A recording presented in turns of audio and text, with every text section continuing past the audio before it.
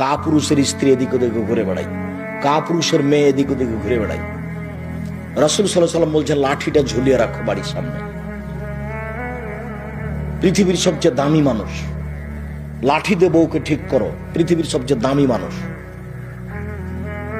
অতএব নিজেকে পুরুষ মনে করবেন, ভুলে কোনোদিন কটু কথা বলবেন না, আর বাড়ির বাইরে কোথাও যেতে দিবেন না দুর্ঘটনা ছাড়া। যাবে জরুরি কোনো কারণে যেতে পারে, দিনরাত আপনাকে এই কথা বলতে বলতে আপনার সময় পার হয়ে গেল, তবে আপনি নিজেকে একটু পরিবর্তন করতে পারলেন না? আপনার পরিবার একটু পরিবর্তন হলো না?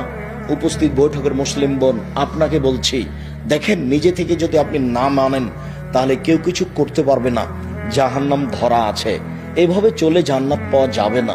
নিজেকে গুটিয়ে নেন, মরণ তো চলে এসেছে। হঠাৎ দেখছিলেন 20 বছর, এখন দেখছেন 50 বছর, এখন দেখছেন 50 বছর, হঠাৎ দেখবেন মরণের সময় চলে